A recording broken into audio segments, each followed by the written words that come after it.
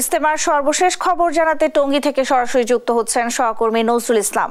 নজরুল, এ পর্যন্ত মুসল্লি সমাগম কেমন দেখছেন? নিরাপত্তা সহ সার্বিক পরিস্থিতি সম্পর্কে আমাদের জানাবেন। আপনি যেমনটা বলছিলেন, আপনি জানেন যে টঙ্গী তুরাগ নদীর তীরে আজ কিন্তু বাদ মাগরিবের পর থেকে দিল্লির মাওলানা ইব্রাহিম দেওলার আহ্বায়নের মধ্যে দিয়ে কিন্তু বিশ্ব ইস্তেমার আনুষ্ঠানিকতা শুরু হতে যাচ্ছে।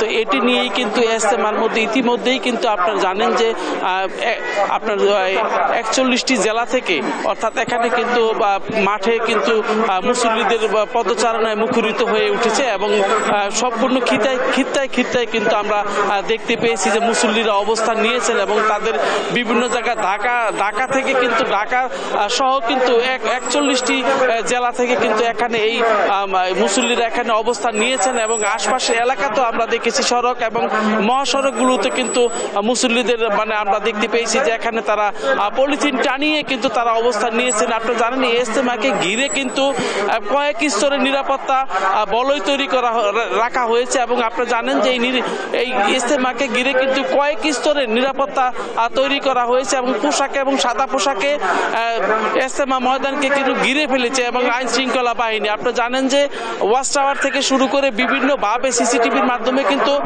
প্রত্যেকটি মানুষকে গতিবিধি ফলো করা হচ্ছে। এছাড়া পোশাক এবং সাদা পোশাকও আমরা দেখতে পেয়েছি যে বিভিন্ন গুরুত্বপূর্ণ পয়েন্টগুলোতে কিন্তু অবস্থান করছে আইন শৃঙ্খলা বাহিনী এবং আকাশপথেও কিন্তু আপনার হেলিকপ্টার কালকে থেকে নজরদারি বাড়াবেন এবং এছাড়া কিন্তু বিভিন্ন গুরুত্বপূর্ণ পয়েন্টগুলোতে কিন্তু আইন শৃঙ্খলা বাহিনীকে আমরা দেখতে পেয়েছি। আপনারা জানেন ইজতেমাকে ঘিরে কিন্তু আইন শৃঙ্খলার মোট কথা বলতে গেলে নিরাপত্তার চাদরে কিন্তু ডেকে ফেলা হয়েছে এবং আপনারা জানেন যে 41টি জেলার যে মুসল্লিরা তারা কিন্তু অবস্থান নিয়েছেন ইজতেমা ময়দানে এবং আশপাশের অবস্থান আজকে বাদ মাগরিবের পর থেকে কিন্তু ইজতেমার আনুষ্ঠানিকতা শুরু এবং আপনারা জানেন যে বাহিরের যারা মেহমান, বিদেশ থেকেও কিন্তু অনেক মেহমান ইতিমধ্যেই কিন্তু অবস্থান নিয়েছেন ময়দান এলাকায়। তো এই ছিল আমার কাছে ইজতেমা ময়দান থেকে সর্বশেষ।